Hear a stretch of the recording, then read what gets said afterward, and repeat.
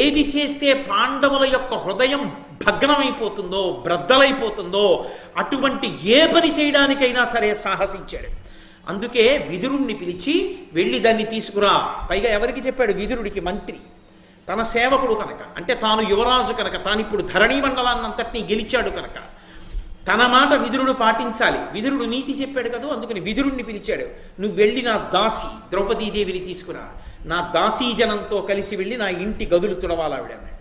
ఆవిడ అనడం నేను వాడు అన్నట్టు అనలేను కాబట్టి.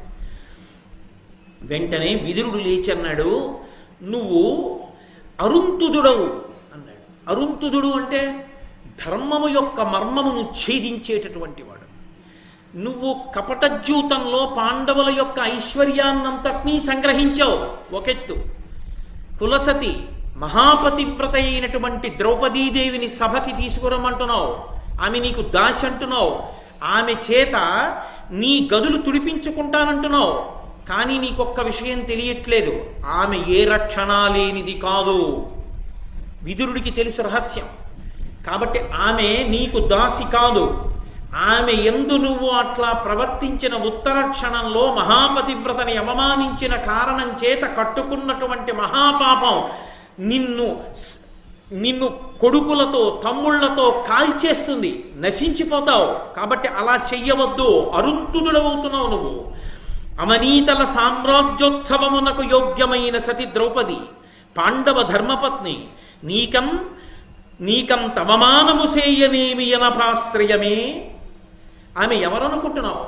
ఈ ధరణీ మండలానికి అంతటికీ సార్వభౌముడిగా పట్టాభిషేకం చేయబడినటువంటి ధర్మరాజు గారి యొక్క పట్టమహిషి, పాండవుల యొక్క ఇల్లాలు. అటువంటి తల్లిని తీసుకొచ్చి అవమానిద్దాం అనుకుంటున్నావే, ఆమె రక్షణ లేనిదని నువ్వు అనుకుంటున్నావా? ఆమె రక్షణ లేనిది కాదు, ఆమె రక్షణ ఉన్నదే అన్నాడు. ఏలయాసీ విషంబుల నిరిగి ఎరిగి మూర్ఖవై ఎలిగించదు, మనసి ఎరుల ధనము నికృతిమై గొనుటిది ధర్మమగునే, శకుని మతమున పాపంబు జనుని చేయ. ఇతరుల ధనాన్ని అక్రమ మార్గాల్లో గెలుచుకుని సుఖపడదాం అనుకుంటున్నావా? శకుని మాటలు విని సంతోషిద్దాం అనుకుంటున్నావా? సర్వనాశనం అయిపోతావురా దుర్యోధన, చెయ్యకూడదటువంటి పని. నువ్వు చేసిన అధర్మంలో నాకెందుకు ఆపాలు, నేను వెళ్ళను, నేను ద్రౌపదిని పిలవనన్నాడు. వెంటనే ప్రాతికామిని పిలిచి వెళ్ళి ద్రౌపదీదేవిని సభకి తీసుకురా, ఒక మహారాణిగా కాదు ఒక దాసిగా దుర్యోధనుడు పిలుస్తున్నాడని చెప్పు, తీసుకొచ్చి నిలబెట్టాడు.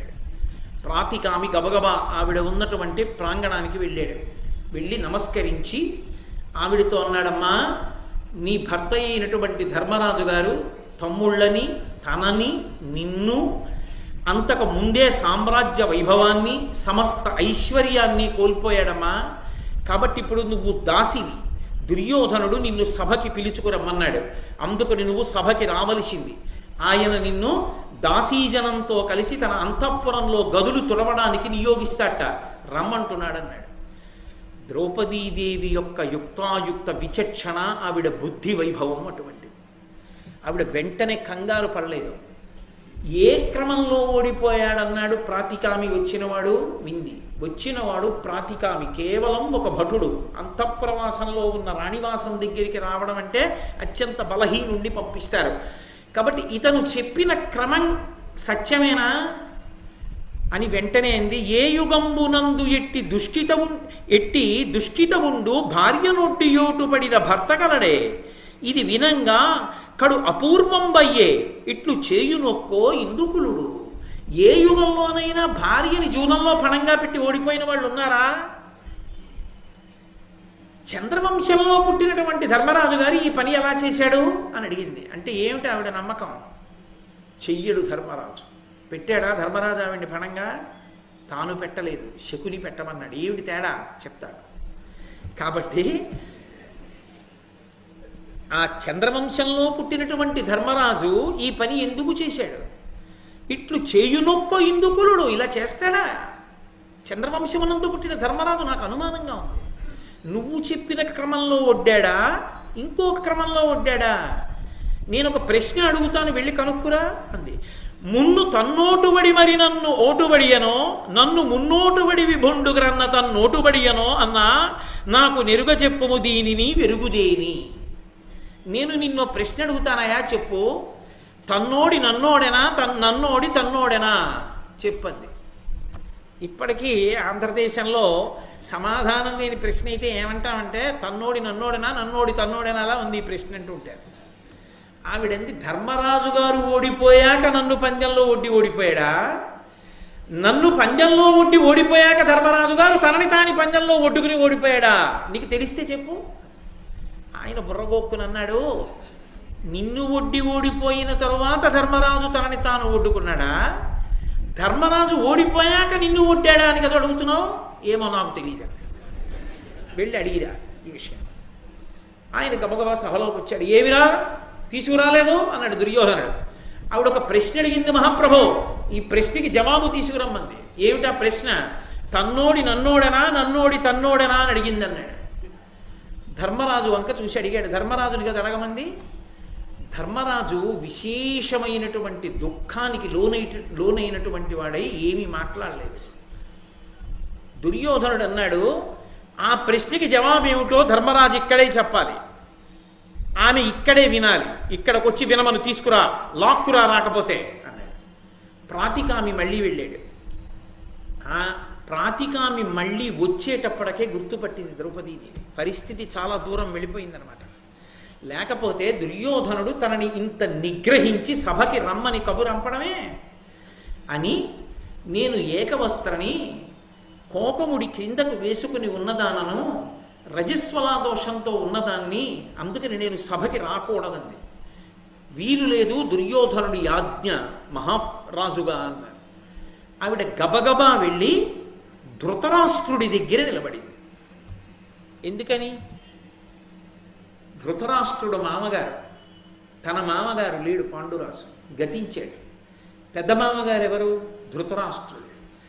కోడలికి సర్వకాలముల యందు రక్షణ కల్పించవలసినటువంటి కర్తవ్యం మామగారి మీద ఉంటుంది.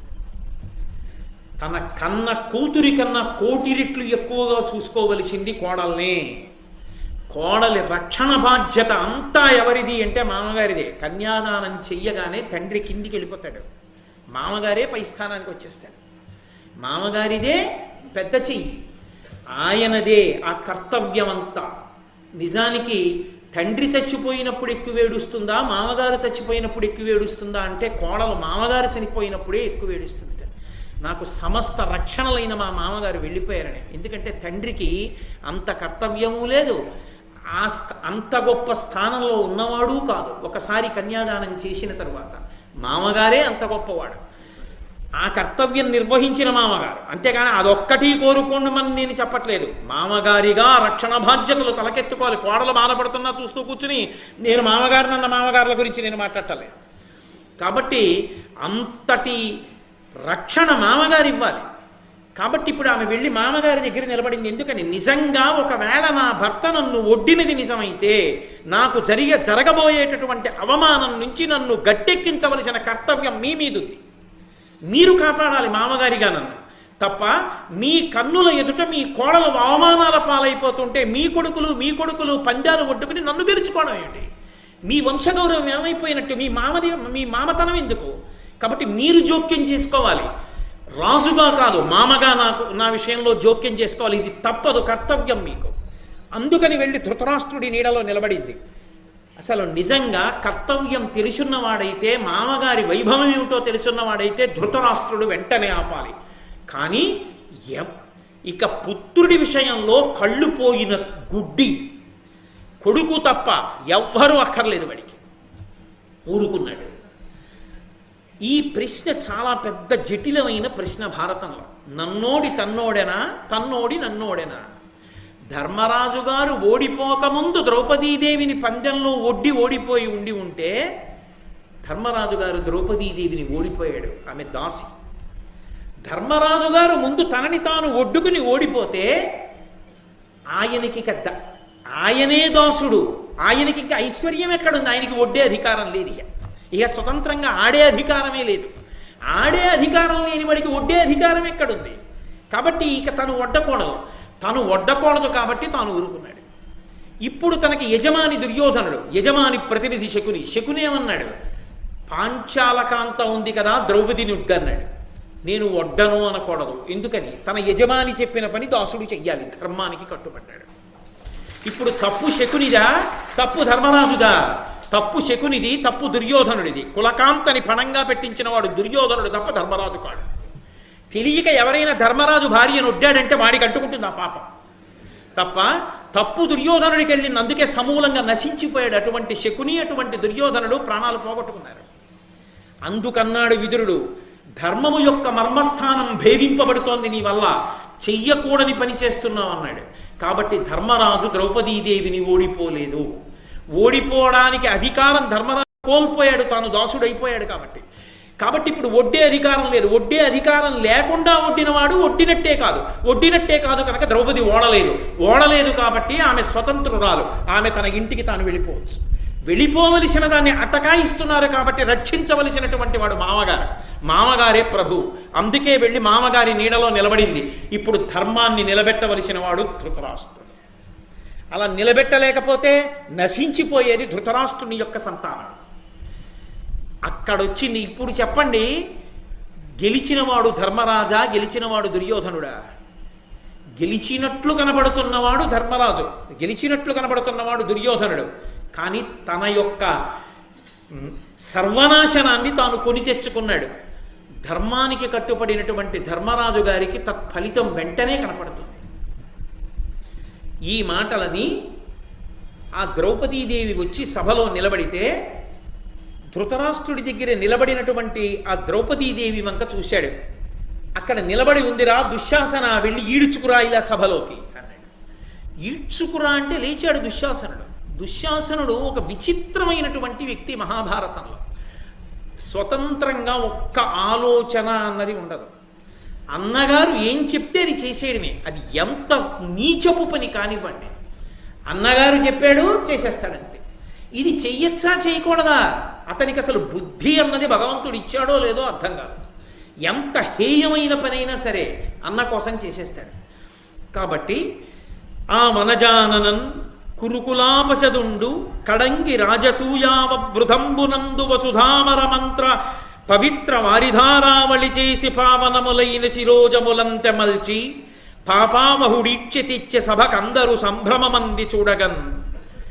గబగబా వెళ్ళి నెమలి యొక్క విచ్చుకున్నటువంటి పింఛం ఎలా ఉంటుందో అంత పెద్ద కేశపాశం కలిగినటువంటి ద్రౌపదీదేవిని జుట్టు పట్టి గాంధారీదేవి దగ్గరికి ఆవిడ పరిగెత్తుకుంటూ పారిపోతోంది. ధృతరాష్ట్రుడు ఏమీ మాట్లాడటం లేదు. కనీసంలో కనీసం తన అత్తగారు రక్షించాలి. మామగారు పలకనప్పుడు సాటి ఆడది, తన ఇంటి కోడలు అంత భంగబాటు పొందుతున్నప్పుడు కనీసం అత్తగారు సాటి ఆడదాని మర్యాదనైనా జోక్యం చేసుకోదా అని గబగబా గాంధారి దగ్గరికి పరిగెడుతోంది. పరిగెడుతున్నటువంటి గాంధారిని ఎక్కడికి పోతావే అని కొప్పు పట్టుకుని ఆవిడ్ని సభలోకి ఈడ్చుకుని వస్తున్నాడు. ఆవిడ నేను ఏకవస్త్రని రజస్వలని, నన్ను అలా సభలోకి లాగకూడదు, నా జుట్టు విడిచిపెట్టంటోంది. ఆవిడ జుట్టు కొంత ఊడిపోయి చేతిలోకి వచ్చేటట్టుగా ఆవిడ జుట్టు పట్టి ఈడుస్తూ సభలోకి తీసుకెళ్ళి నించోపెట్టాడు. నించోపెడితే ఆవిడ సభనంతటినీ చూసి ఒక ప్రశ్న వేసింది. ఇది సభాపర్వం అనడానికి కారణం. అనుపమ దైవయోగ హతుడయ్యు అవశ్యము సంపదం నగునుగాక ధర్మజుడు ధన్యుడు ధర్మపదంబు తప్పద్రొక్కునే కురువృద్ధులారా భృషకోపనుడీతడు నన్ను ఏలా దుర్జనుడిట ఈడ్చి తెచ్చే అవిచారపరుండయి దుర్మదంబునన్. నేను ఒక్క ప్రశ్న వేస్తున్నాను ఈ సభకంతటికి. ధర్మరాజు గారు ధర్మం ఒక్క క్షణం కూడా తప్పడు.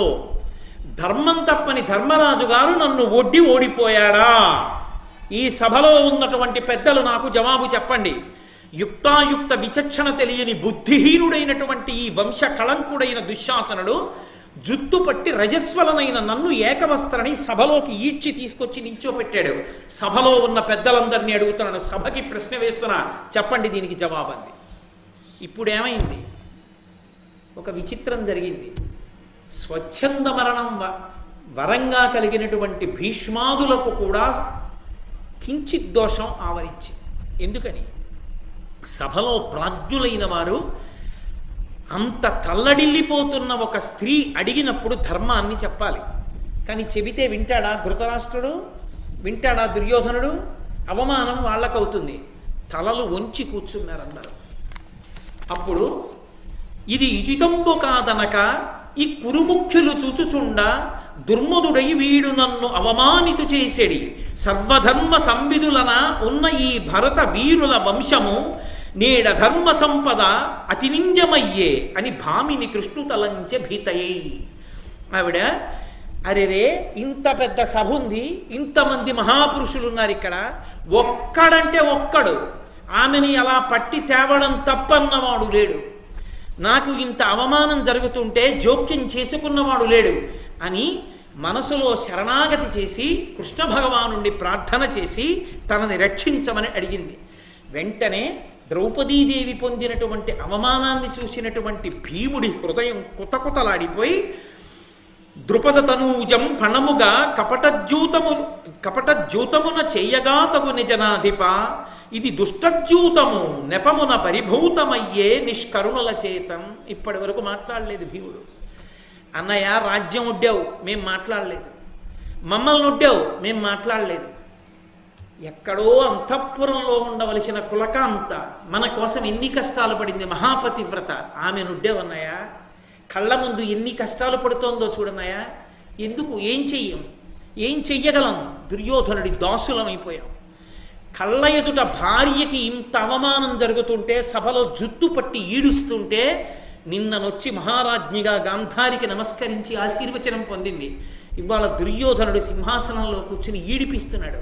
అన్నయ్య ఎంత దారుణం అని చాలా బాధ వేసి ఆయన అన్నాడు. తెలుగు భారతంలో అయితే, నన్నయ్య గారి భారతంలో అన్నయ్య నీ చేతులు తగలబెట్టేస్తానన్నాడు. జూదం ఆడాడు కనుక. అలా అనొచ్చా అంటే ఒక్కొక్కచో క్రోధపరవశులు అయిపోయినప్పుడు ఆ బాధ నిగ్రహించుకోలేక ఒక్కొక్కచో మాట అలా వస్తుంది. రామాయణంలో సీతమ్మ తల్లి రాముణ్ణి అరణ్యవాసానికి తీసుకెళ్ళమని ఎంత బ్రతిమాలినా ఆయన ఒప్పుకోలేదు. నువ్వు ఇక్కడే ఉండు, నేను అరణ్యవాసం చేస్తాను, నువ్వు కష్టపడడం ఎందుకు, మా నాన్నగారు నిన్ను తీసుకెళ్ళమనలేదు, నన్ను అరణ్యవాసం చేయమన్నారన్నాడు. ఆవిడంది విని విని విని విని కిం త్వామన్యత వైదేహ పితామే మిథిలాధిప రామజామాతరం ప్రాప్య స్త్రియం పురుష విగ్రహం. అరణ్యంలో పులులుంటాయి, సింహాలుంటాయి, ఏనుగులుంటాయి, అక్కడికి వెడితే అవి పుడుస్తాయి, ఇవి పుడుస్తాయి, అక్కడ అవరుస్తాయి ఇవరుస్తాయి అంటావేంటి? పక్కన నువ్వు లేవు, మహావీరుడివి భర్తవి, నువ్వు ఉండగా నాకు వాటితో బెంగేంటి? అవి ఉంటాయి ఉంటాయి నన్ను భయపెడతావేంటి?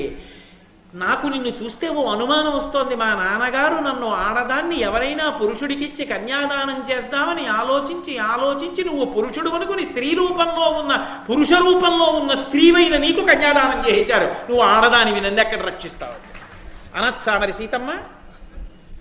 సీతమ్మ అనకూడదు అని సిద్ధాంతం చెయ్యాలి అంటే అంత కష్టంలో ఉన్న ఏ ఆడది భర్త దగ్గర స్వతంత్రంగా అలా మాట్లాడదు. భర్త దగ్గర స్వతంత్రంగా భార్య మాట్లాడవచ్చు.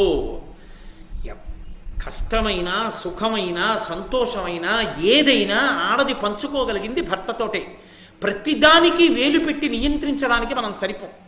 సీతమ్మ తల్లి ఆ కష్టంలో రాముడిని విడిచిపెట్టి ఉండలేక రాముడితో ఆ మాట అందనుకోండి, అది దంపతుల మధ్య జరిగినటువంటి ఒక సన్నివేశంగా ఆవిడ బాధ తట్టుకోలేక అలా ఆయన్ని దెప్పి పొడిచిందని తీసుకోవాలి తప్ప అన్నన్నా సీతమ్మ అని ఇలా ముక్కుని వేలేసేసుకుని వెంటనే తీర్పులు చెప్పక్కర్లేదు దానికి. అలా నన్నయ్య గారి భారతంలో భీముడు అన్నాడు అని అనుకున్నాం అనుకోండి, వెంటనే దానికి భీముడు అలా అనొచ్చా అని పెద్ద సిద్ధాంతం చెయ్యక్కర్లేదు. కానీ వేదవ్యాసుడు రచించినటువంటి సంస్కృత భారతమునందు మాత్రం భీముడు ధర్మరాజు చేతులు తగలబెడతానని అనలేదు. సహదేవుణ్ణి పిలిచి నిప్పు పట్రా నా చేతులు కాల్చుకుంటానన్నాడు. ఎందుకని? ఒరే ఈ చేతులు గరిమిడాకులు, వజ్రముతో సమానమైనవి. ఆ ద్రౌపదీదేవి యొక్క జుట్టు పట్టి ఈడుస్తున్నటువంటి దుశ్శాసనుడి గుండెలు బద్దలగొట్టేయద్దు. నేను ఇప్పుడే ఇక్కడే అమ్మేశాడ్రా, నన్ను దాసుణ్ణైపోయాను. ఎందుకు ఈ చేతుల బలం? దిక్కుమాలిన చేతులు ఉంటే ఎంత, ఊడితే ఎంత. సహదేవా అగ్నిపట్రా కాయి చేసుకుంటానన్నాడు. సంస్కృత భారతంలో ఆవ్యగ్రత, ఆంధ్ర భారతమునందు ఈ వ్యగ్రత, ఏదైనా భీమసేనుడి యొక్క ఆర్తిని అర్థం చేసుకోవాలి తప్ప పెద్ద తీర్పులు చెప్పడానికి వీల్లేదు. సంస్కృత భారతానికి ఆంధ్ర భారతానికి కొద్ది తేడాలు కనపడుతూ ఉంటాయి. కాబట్టి వెంటనే అర్జునుడు అన్నాడు, ధర్మతనూజుండు ధర్మము తప్పిన ధరణీతలం బెల్ల తల్లడిల్లు తగిలి సుహృజ్యూత ధర్మయుద్ధములకు పరులచే పిలువంగబడి విభుండు గడగక విముఖుండు కాజనదని శుభక్షాత్ర ధర్మంబు లోకంబునందు నిలిపే దానిది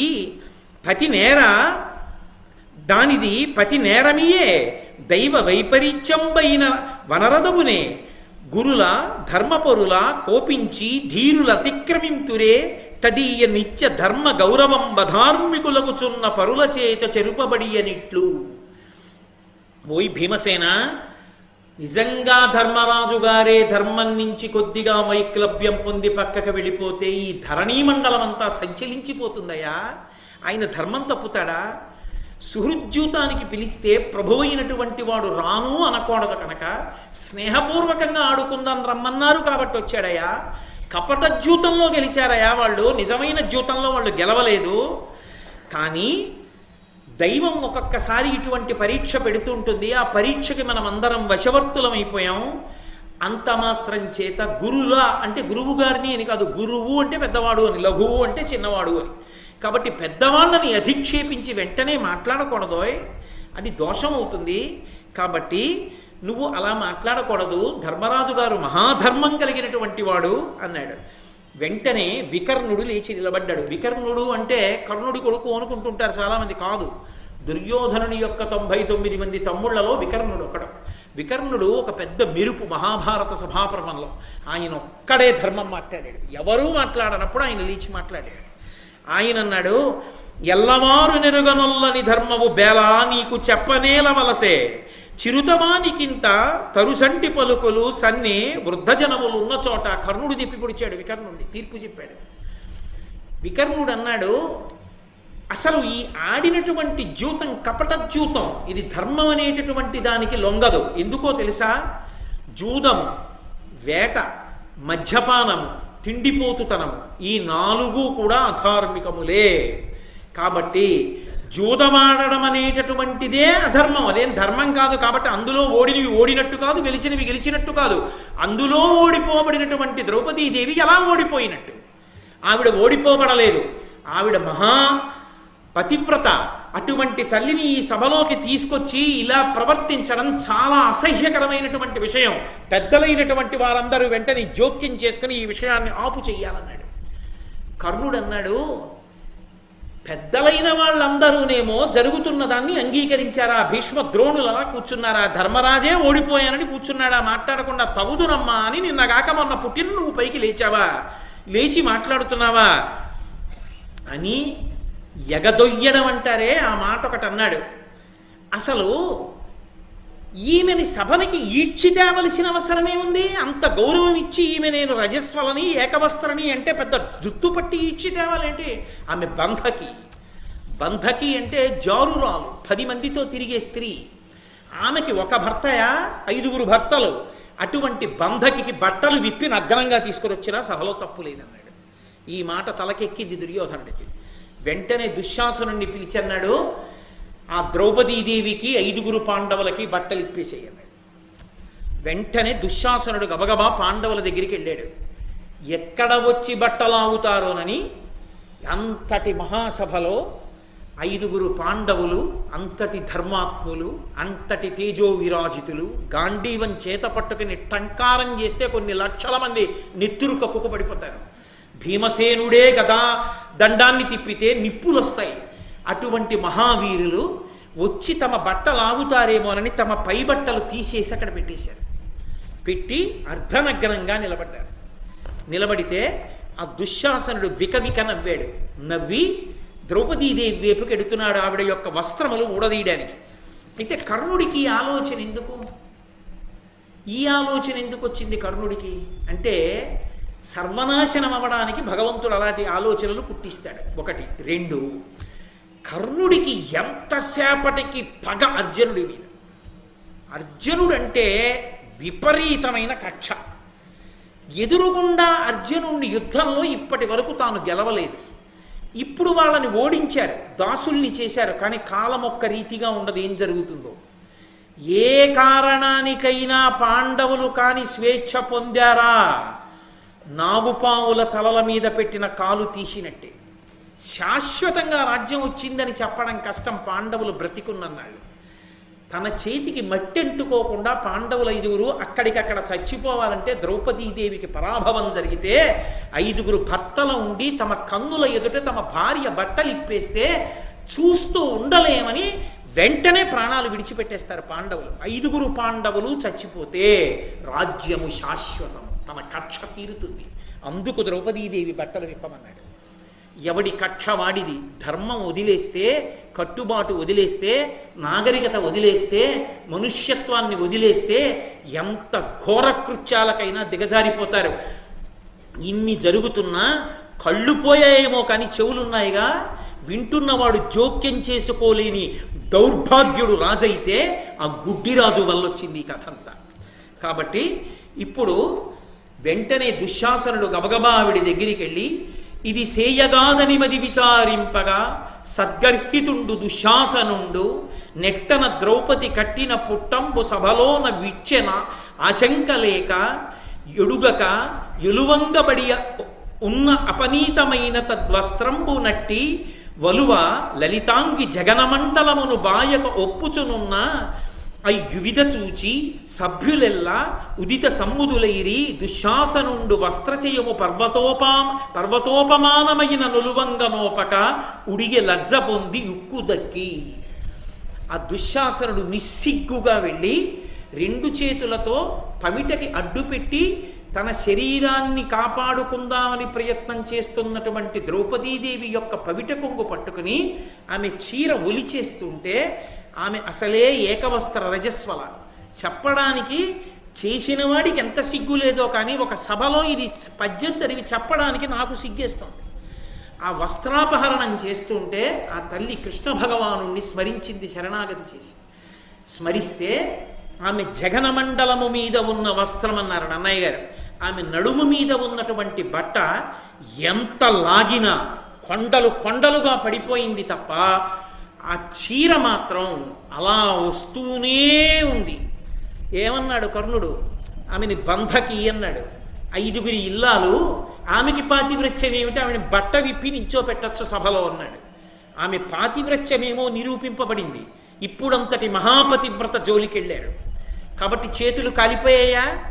సర్వనాశనం అయిపోవడం ఖాయం అయిపోయిందా?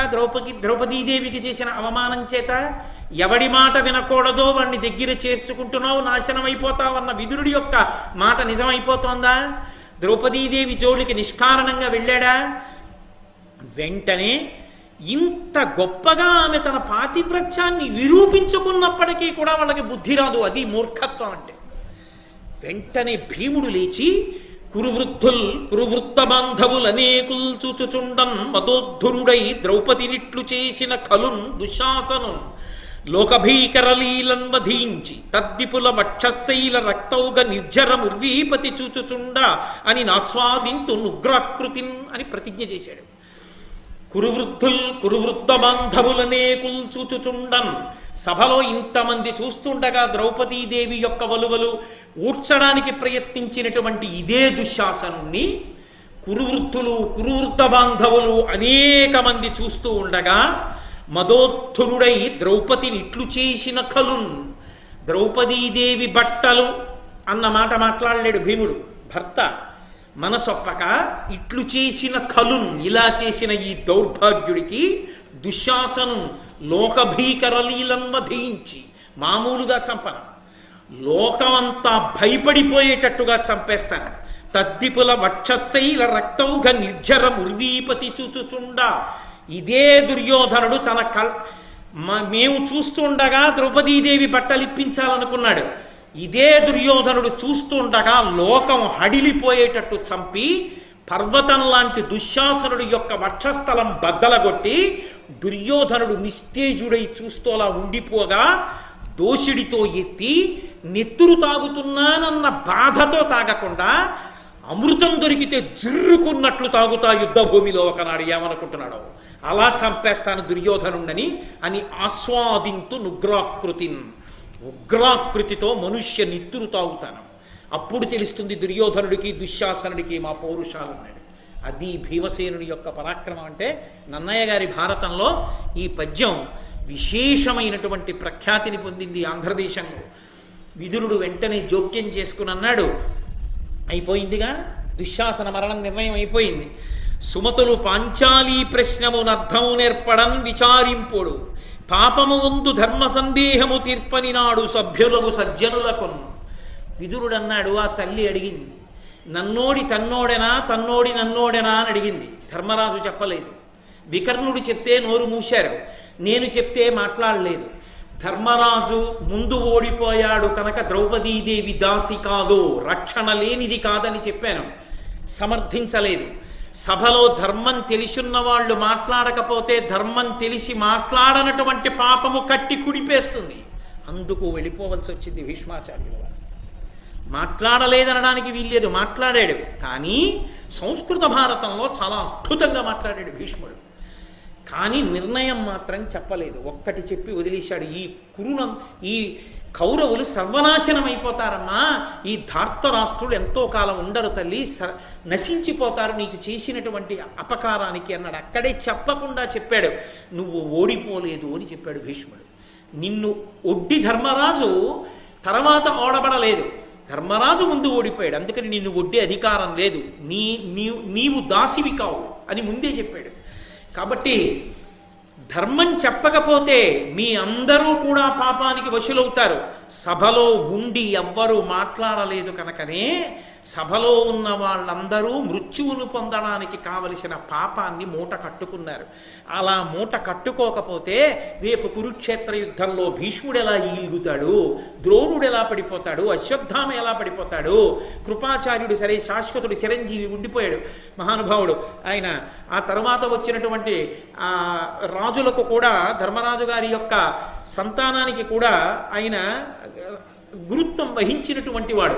మిగిలినటువంటి మహావీరులైనటువంటి వాళ్ళందరూ ఎలా మరణిస్తారు? మరణించడానికి తగినటువంటి పాపం వండబడాలి. పాపం వండబడాలంటే అటువంటి దుష్కృత్యం జరగాలంటే తను గుర్తు రాకూడదు. అందుకే ద్రౌపదీదేవికి గుర్తొచ్చి వాన సంరక్షణం చేయించాడు తప్ప పాండవులకు మాత్రం గుర్తు రాలేదు కృష్ణ భగవానుడు. గుర్తొస్తే కురుక్షేత్రం జరగదు, ధర్మయుద్ధం జరగదు. కాబట్టి విశేషం ఏమిటంటే ద్రౌపదీదేవికి చీరలిచ్చాడనేటటువంటిది కృష్ణుడిచ్చాడని బాహ్యంలో కనపడుతుంది తప్ప కృష్ణుడు యథార్థమునకిచ్చినది చీరలు కాదు. బాగా గుర్తుపెట్టుకోండి. కృష్ణుడు ద్రౌపదీదేవికి చీరలిచ్చాడు అంటే ఆవిడ ఇంతకు ముందే ఏమైనా వస్త్రదానం చేసిందా అండి? ఆ ప్రశ్న ఉండదు. ఎక్కడ ఎవరు ఏ ధర్మాన్ని పాటించాలో ఆ ధర్మాన్ని పాటించిన వారికి ఆ ధర్మమే వారికి రక్షణగా మారేటట్టుగా పరమేశ్వరుడు అనుగ్రహిస్తాడు. ఆమె మహాపతివ్రత, ఆమె పతివ్రతా ధర్మాన్ని పాటించింది. కర్ణుడు చెప్పినట్లు ఆమె బంధకి కాదు. మహాపతివ్రత అయినటువంటి ద్రౌపదీదేవి జోలికొచ్చినా, ఆవిడ గురించి ఇష్టం వచ్చినట్టు మాట్లాడినా, తొట్టతొదకు దుర్యోధనాదులు ఎలా చచ్చిపోయారో ఎవడైనా అలాగే చచ్చిపోవలసింది. కాబట్టి ఆమె జోలికి వెళ్ళకూడదు. అటువంటి ద్రౌపదీదేవి జోలికి వెళ్ళి వీళ్ళందరూ నిహతులైపోయారు. ఆ ద్రౌపదీదేవి జోలికి వెళ్ళినప్పుడు ఆవిడ వేసినటువంటి ప్రశ్నకి తగినటువంటి సమాధానం ధర్మరూపంగా ఇవ్వనటువంటి కారణం చేత పాపాన్ని మూట కట్టుకుని మరణానికి కావలసినటువంటి స్థితిని మిగిలినటువంటి వాళ్ళందరూ పొందారు. అందుకు పడిపోయారు కురుక్షేత్ర యుద్ధంలో. ఒక్క ద్రౌపదీ వస్త్రాపహరణం కురుక్షేత్ర యుద్ధంలో మిగిలిన వారు పడిపోవడానికి కావలసిన పాపాన్ని వండిపెట్టింది. ధర్మానికి కట్టుబడి నిలబడిపోయినటువంటి పాండవులు కురుక్షేత్ర యుద్ధంలో నెగ్గి శాశ్వత సామ్రాజ్య వైభవాన్ని అనుభవించారు. అంటే నిజానికి ఇక్కడ గెలిచిన వాళ్ళు పాండవుల, ధృతరాష్ట్రాదుల అంటే దుర్యోధనాదులు ఓడిపోయారు ధర్మం తప్పి. నిజానికి గెలిచినటువంటి వారు పాండవులే.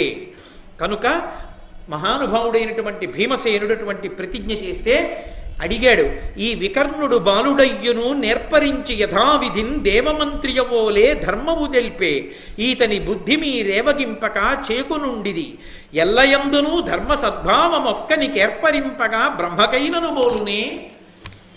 ధర్మాన్ని చెప్పడం, ధర్మ సూక్ష్మాన్ని చెప్పడం బ్రహ్మగారికి కూడా సాధ్యం కాదు. కానీ బాలుడు, చిన్నవాడు వికర్ణుడు లేచి ధర్మాన్ని చెప్పాడు సభలో. అలా మిగిలినటువంటి వాళ్ళందరూ కూడా యథార్థమైనటువంటి స్థితిని, ద్రౌపదీదేవి అడిగినటువంటి ప్రశ్నకి తగినటువంటి జవాబుని ఇవ్వవలసినటువంటి అవసరం లేదా?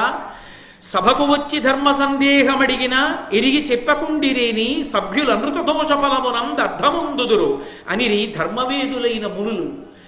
నిండైనటువంటి సభలో ధర్మవిధులైనటువంటి వారు ఉన్న చోటుకి వచ్చి ఎవరైనా ధర్మాన్ని అడిగితే తెలిసుండి కూడా చెప్పకపోతే అబద్ధమాడిన ఫలితంలో సగం వాళ్ళకు వస్తుందని ధర్మం తెలుసున్న ప్రాజ్ఞులు చెప్పారు. ఇక్కడ ఉండి చెప్పకపోతే చెప్పని వాళ్ళందరికీ పాపంలో సగం అంటుకోదా? ధర్ము వెరిగిదాని దానుండుగా లాభ లోభ పక్షపాత లోలబుద్ధి సబల నెవ్వడేని సభ్యుడై పలుకువాడు అనృత దోషఫలమును అనుభవించు.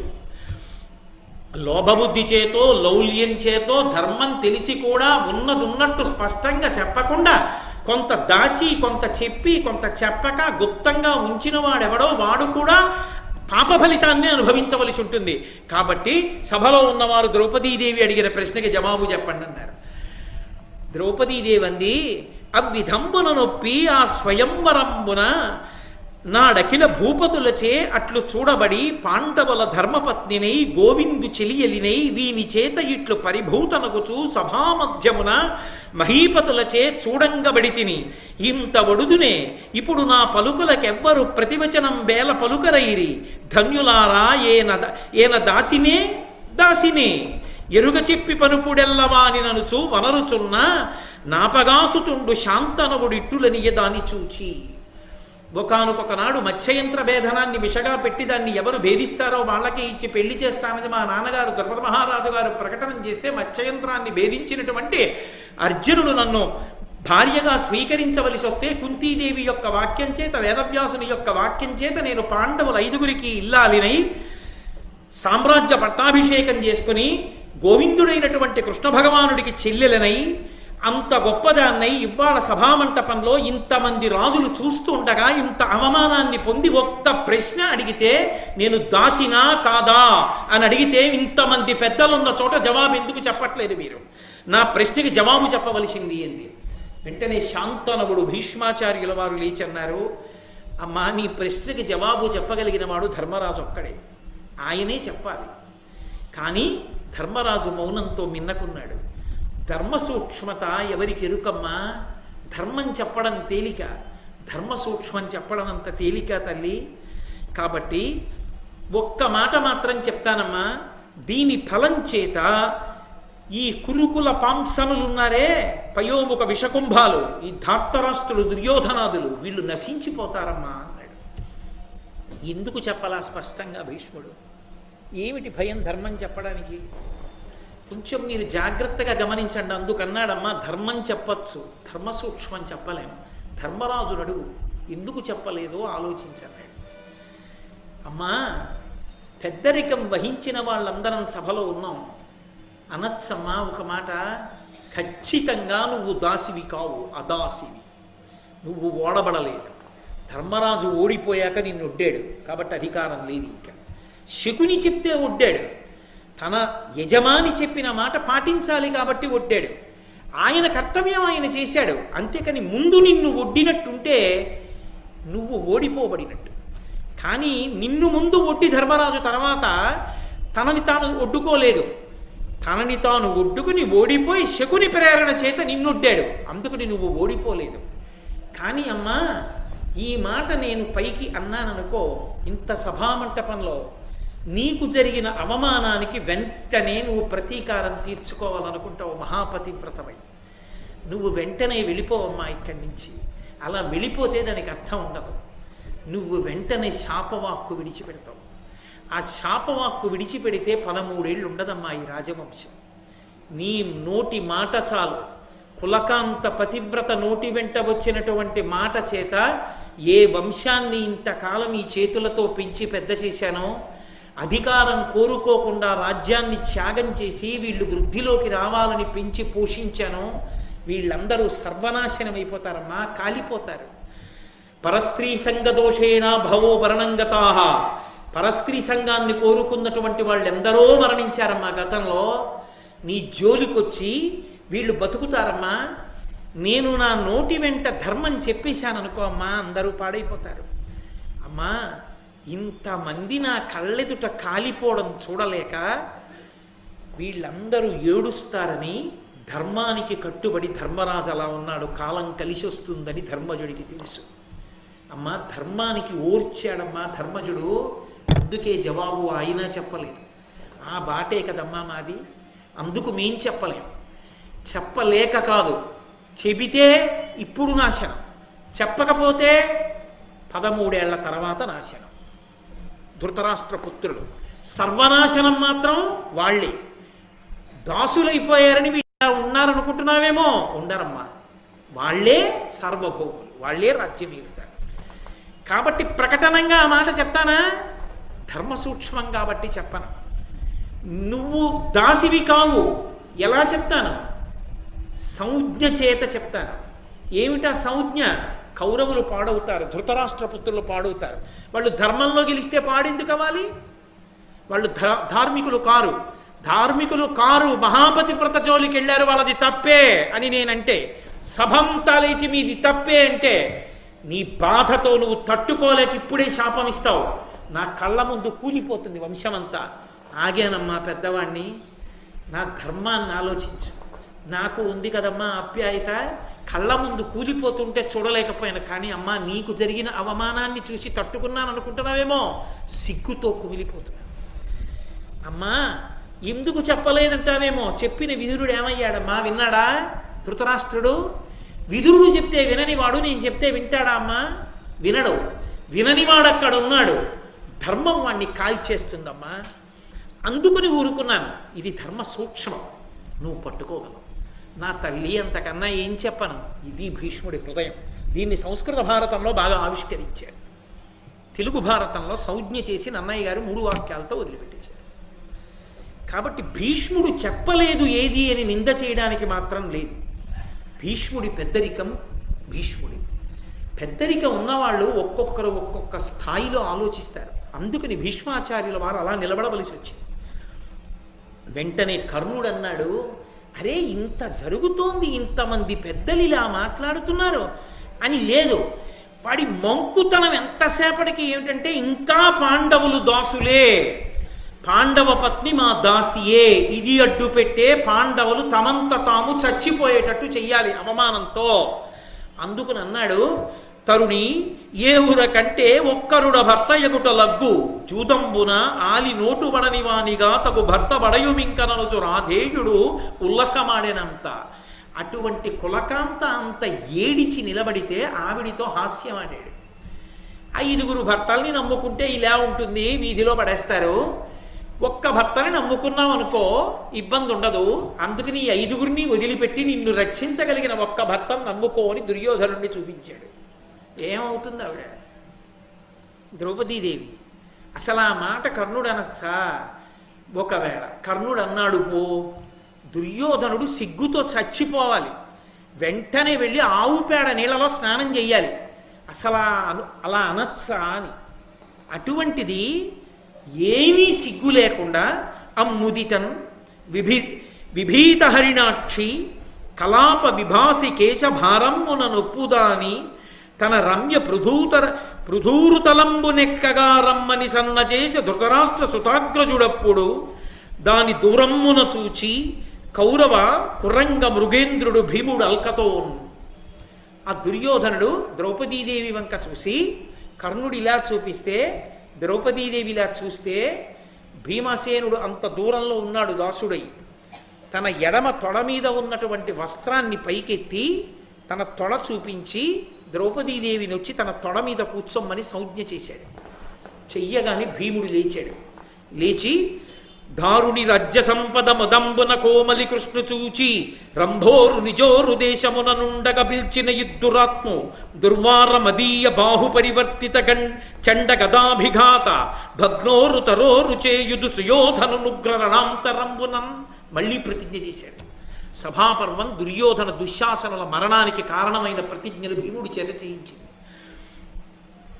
ఇంత పెద్ద రాజ్య సంపద మదంతో మాయాద్యూతంతో పుచ్చుకోవడమే కాకుండా కోమలి అయినటువంటి ఈ ద్రౌపదీదేవిని సభకిచ్చి రంభోరు నిజోరు దేశముననుండగా పిలిచిన ఈ దురాత్ము నా తొడ మీద కూర్చొమ్మని సంజ్ఞ చేసినటువంటి ఈ దుర్మార్గుణ్ణి దుర్వార మదీయ బాహుపరివర్తిత చండగదాభిఘాత నేను పట్టుకుని గదాదండాన్ని గిర్ర తిప్పితే ఎంత భయంకరంగా ఉంటుందో అటువంటి గదాదండంతో యుద్ధభూమిలో 2 తొడలు కొట్టి విరిగిపోయినటువంటి తొడలతో దుర్యోధనుడు నేలబడిపోతే పక్షులు వచ్చి వాడి శరీరాన్ని తినిచేటట్టుగా తొడలు విరగ్గొట్టి భూమి మీద పారేస్తాను.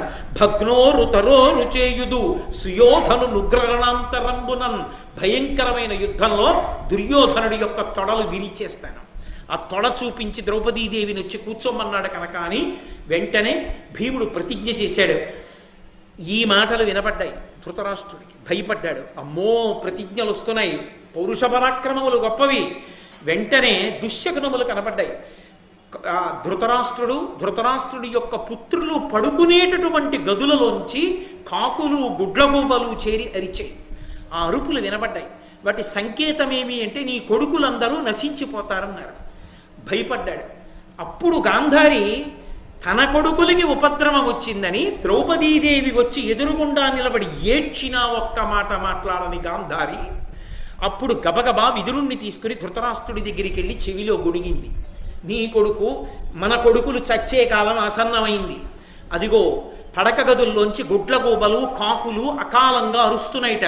దుశ్శకునాలు కనపడుతున్నాయి. భీముడు ప్రతిజ్ఞ చేశాడు. విదురుడు చెప్పాడు, నీ తల మీద వేలాడుతున్నటువంటి పాముల యొక్క పడగలతో ఆడుకుంటున్నావురా, నశించిపోతావన్నాడు. ఇప్పటికైనా ధృతరాష్ట్ర మహారాజా జోక్యం చేసుకుని చల్లబరుచు వాతావరణాన్ని అంటే అప్పుడు గబగబా పిలిచాడు. ద్రౌపదీదేవిని పిలిచి పరమపతివ్రతం సభ తపస్విని పాండవ ధర్మపత్ని ధర్మరత అయోనిజం ప్రకృతి మానవభామినిగా తలంచి తెప్పరములు పల్కగాతగుని బాల్యమునాదిగా దుష్ట స్వభావమునం పెరిగితివి నీ నిమిత్తమున పెద్దయు దుఃఖితులైరి పాండవుల్. అప్పుడు మొదలుపెట్టాడు దుర్యోధనుడితో మాట్లాడు. పరమపతివ్రతం మహాపతివ్రతరా ఆ ద్రౌపదీదేవి ఇప్పటిదాకా తెలీదా? కాకులు గుడ్లగూబులు చూస్తే తెలిసొచ్చాయా? అది ధృతరాష్ట్రుడి నయవంచకుడు. పరమ మంచివాడిగా కనబడుతూ తన కొడుకు కోసం ఎంతైనా తెగించగలడు. పరమపతివ్రతం సభ తపస్విని పాండవ ధర్మపత్ని ధర్మరత అయోనిజం ప్రకృతి మానవ భామినిగా తలంచి అయోనిజ అయినటువంటి దాన్ని మహాతపస్విని పాండవుల ధర్మపత్నిని సామాన్యమైన స్త్రీగా సంభావించి ఈ సభామంటపంలోకి తీసుకొచ్చి తెప్పరములు పల్కగా తగునే నీ ఇష్టం వచ్చినట్టు మాట్లాడచ్చురా. బాల్యమునాదిగా దుష్ట స్వభావనం పెరిగితివి. బాల్యం నుండి దుష్ట స్వభావంలోనే పెరిగావురా నువ్వు. నీ నిమిత్తమున పెద్ద దుఃఖితులైరి పాండవులు, నీ వలన పాండవులు ఎన్ని దుఃఖాలు పొందుతున్నారా అని. అమ్మా ద్రౌపదీదేవి సుందరి, నా కోడండ్రయందు అభ్యర్హితము నీవు అతిముదమున నీకుండగ ప్రియంపు చేసెదా ఇందుముఖి వేడు మెద్ది ఇష్టము నీకు. ఓ చంద్రముఖ మండలం వంటి ముఖం కలిగిన దానా సుందరి, నా కోడళ్లలో కన్నా నువ్వే గొప్పదానివమ్మా. ఇప్పుడు తమ్ముడి కోడల్ని తన కోడలంటున్నాడు. ఇప్పటి వరకు ఏమైంది బంధుత్వం? ఇప్పుడు కూడా ద్రౌపదీదేవి మీద ప్రేమ చేత కాదు, అర్థమైంది. భీష్ముడు చెప్పేశాడు, విదురుడు చెప్పేశాడు, సభ అంగీకరించింది మౌనంతో. సర్వనాశనమైపోతారు, కాకుండా ఉండాలంటే జాగ్రత్త పడిపోవాలి. ఇప్పుడు ఏమీ తెలియని వాళ్ళే అన్నాడు, అమ్మా నువ్వంటే నాకెంతో ప్రీతమ్మా, నా కోడళ్ళందరిలో నువ్వేనమ్మా అసలు గొప్పదానివి. నీలాంటి కోడలు ఎక్కడ దొరుకుతుందమ్మా? నీకు ప్రియం చెయ్యాలనుకుంటున్నాను, నీకు ఇష్టం వచ్చిన వరం కోరుకోమ్మా అన్నాడు. ఆవిడంది, కరణతోడ నాకు వరము ప్రసాదింప బుద్ధియే నిలోక పూజితుండు మనునిభుండు ధర్మతనయుండు దాస్యంబు వలనబాయవలయు వసుమతీశ. నువ్వు నాకు వరం ఇవ్వాలనుకుంటే ఓ ధృతరాష్ట్ర మహారాజా, నా భర్త అయినటువంటి ధర్మరాజు గారి యొక్క దాస్యాన్ని విడిపించు అంది. ఏం ధర్మరాజు గారి యొక్క దాస్యం ఒక్కటే విడిపించమని ఎందుకు అడిగింది? ఒక్క మాటలో ఒక వరం అడిగితే పోలా, మేము ఎలా వచ్చామో అలా మమ్మల్ని ఇంటికి పంపేయండి అంటే అయిపోదండి. ఆవిడ ధర్మం అటువంటిది. అడగమన్నాడు కదానని గొంతెమ్మ కోర్కెలా అడగదు. మరి ధర్మరాజు గారు ఒక్కరిని ఎందుకు అడిగింది? ధర్మరాజు గారు బ్రతికుంటే దాస్యం నుంచి విముక్తుడైతే ధర్మరాజు గారి ధర్మమే మళ్ళీ మిగిలిన తమ్ముళ్ళని కాపాడుతుంది. అదే రాజ్యవైభవాన్ని తెస్తుంది. ధర్మరాజు ఆ స్థితిని పొందకపోతే రేపు ఏ కారణానికైనా రాజ్యం వచ్చినా ధర్మరాజు గారికి ద్రౌపదీదేవికి పుట్టినటువంటి కొడుకైన ప్రతివింజుడికి పట్టాభిషేకం జరిగేటప్పుడు ఆయనకి దాసుడైన ధర్మరాజు కాబట్టి ఆ ధర్మరాజు కొడుకు కాబట్టి దాసుడి యొక్క పుత్రుడు అంటారు. దాసపుత్రుడికి పట్టాభిషేకం జరుగుతోంది అంటారు కానీ ప్రతివింజుడికి పట్టాభిషేకం జరుగుతోంది అనరు. అందుకని విడిపించమని అడిగానయా నా భర్తని, ధర్మరాజుని దాస్య విముక్తుడిని చెయ్యండి. ఆయన అన్నాడు, చాలా సంతోషించానమ్మా నీ ధర్మనిరతకి, ఇంకొక వరం కోరుకో అన్నాడు. నెమ్మిని ధర్మజు నలుగురు దమ్ముల తమ యాయుధముల తమ వర్మ వరూధమ్ములయుతోడ సకల హితమ్ముగ బాయంగ వలయు దాస్యము వలన. మిగిలిన నలుగురు తమ్ముళ్ళైనటువంటి భీమార్జున నకుల సహదేవుల్ని ఆయుధాలతోటి వాళ్ళ యొక్క సమస్త సంభారములతోటి కూడా దాస్యం నుంచి విడిపించండి అని విడిపించేశానన్నాడు. వరం ఇచ్చానుగా కాబట్టి ధర్మరాజుని భీమార్జున నకుల సహదేవుల యొక్క దాస్యం తీసేస్తున్నానన్నాడు. తన దాస్యం విముక్తి అడిగిందా? అడగలేదు. మరి దుర్యోధనుడి దృష్టిలో ఆమె దాసిగా ఎందుకు అడగలా? పాండవులు 5గురు తన భర్తలు దాస్య విముక్తులైతే తనని దాసి అని పిలవగలడా? దాసులయ్యుండగానే అలా ప్రవర్తిస్తే 2 ప్రతిజ్ఞలు చేసిన భీముణ్ణి తట్టుకోగలడా? నీ వరం నాకెందుకురా, నా భర్తల వైభవం నాకు చాలు. అది ఆవిడ పాతివ్రత్యం. అది ఆవిడికి భర్తల మీద గౌరవం. ఒక్క మాట భర్తలను అనలేదు ఆవిడ. అది ద్రౌపదీదేవి అంటే మహాతల్లి. ఆవిడ పేరు చెప్పుకుంటే పాపాలు పోతాయి, ఆవిడికి నమస్కారం చేస్తే ఉన్నత గతులు కలుగుతాయి. కాబట్టి ఆ నలుగురిని విడిపించమంది. వెంటనే ధృతరాష్ట్రుడు అన్నాడు, ఇంకొక వరం కూడా కోరుకోమ్మా, నీ ధర్మానికి చాలా మెచ్చుకున్నానన్నాడు. ఆవిడంది, వైశ్య సతికి 1 వరం, సక్షత్రియ సతికి 2, శూద్ర సతికి 3, విప్రసతికి 100 వేడజన్వరములు గాక ఇంక వేడగాదు నాకు. ఓ ధృతరాష్ట్ర మహారాజా, నీకొక విషయం చెప్తాను. వైశ్యుని యొక్క భార్య అయితే 1 వరం కోరాలి, క్షత్రియుని యొక్క భార్య అయితే 2 వరాలు కోరాలి, శూద్రుని యొక్క భార్య అయితే 3 వరాలు కోరాలి, బ్రాహ్మణ పత్ని అయితే 100 వరాలు అడగచ్చు. కాబట్టి నేను సుక్షత్రియుల యొక్క భార్యని, నేను 2 వరాలే అడగాలి, 3వ వరం కోరకూడదు. అందుకని నువ్వు ఇస్తానన్నా నేను అడగాలి, నాకు ఏమి మహాతల్లి, నిజంగా ఏమి ధర్మస్వరూపము ద్రౌపదీదేవి అంటే. వెంటనే ధృతరాష్ట్ర మహారాజు ధర్మరాజుని పిలిచి, నాయన మీ ధర్మం మిమ్మల్ని కాపాడిందయా. అప్పటికి భారతం అయిపోయినట్లు కనిపించింది, మీ అందరూ దాసులైపోయినట్లు కనిపించింది. కానీ చూసావా భగవంతుడు ఎంతలో ఎంతకి తిప్పాడో, ఎలా రక్షించాడో. కాబట్టి ధర్మో రక్షతి రక్షిత, ఎవడు ధర్మాన్ని అనుష్ఠిస్తాడో వాడు ధర్మము చేత రక్షింపబడతానడానికి ఇది ప్రబల సాక్ష్యం. విన్నావుగా, నా కొడుకు తన ఇష్టం వచ్చినట్టు ప్రవర్తించాడు, కడుపులో పెట్టుకోకు. ఈ కపటద్యూతం జరగకముందు ఎంత సఖ్యంగా ఉన్నారో ఇప్పుడు కూడా అంతే సఖ్యంగా ఉండండి సుమా. మీ రాజ్య వైభవం అంతా మీకు ఇచ్చేస్తున్నాను. ఇక్కడికి మీరు వచ్చినప్పుడు ఎంత వైభవంతో వచ్చారో అంత వైభవంతోనూ తిరిగి వెళ్ళిపోవచ్చు. జరిగింది మరిచిపోండి అన్నాడు. మరుపునకు వస్తుందా? యుగం మారిపోయినా మరుపునకు రాదు. కాబట్టి అటువంటి తల్లి ద్రౌపదీదేవి యొక్క పాతివ్రత్య మహిమ చేత ఆవిడ జోలికి వెళ్ళినందుకు దుశ్శకునములు కనబడితే భయపడ్డాడు ధృతరాష్ట్ర మహారాజు. అందుకని నిజానికి రాజ్యమంతా మళ్ళీ తిరిగి వచ్చింది. ఆ పాండుపుత్రుల యొక్క దాస్యం పోయింది అంటే ఎవరి గొప్ప? ద్రౌపదీదేవి యొక్క గొప్ప. తరుడి ద్రౌపది ఇట్లు పాండవ ధార్తరాష్ట్రులదైన భీకర పరస్పర కోప వేగము గ్రన్న బాచి విపత్తి సాగర నిమగ్నులను ధరించే ప్రకాశకీర్తుల ధీరులన్ పురుష సింహములన్ నిజేషుల పూనీ తద్దయు ప్రీతితోన్. భయంకరమైనటువంటి ఉపద్రవం అనేటటువంటి సాగరమునందు మునిగిపోతున్నటువంటి పాండవుల యొక్క ధార్తరాష్ట్రుల యొక్క అనుబంధం అనేటటువంటి నౌకని మళ్ళీ పైకెత్తి శాంతిని ఏర్పరిచి తన భర్తల యొక్క సమగ్రమైన ఐశ్వర్యాన్ని మళ్ళీ తీసుకొచ్చి వాళ్ళని దాస్య శృంఖముల నుంచి బయటికి తీసుకొచ్చి మళ్ళీ సంతోషంగా వాళ్ళు తల ఎత్తుకుని తిరిగి ఇంటికి వెళ్ళిపోయేటట్టుగా వాళ్ళని ఆపదలోంచి పైకెత్తినటువంటి ఘనత సభాపర్వమునందు ద్రౌపదీదేవిదే అని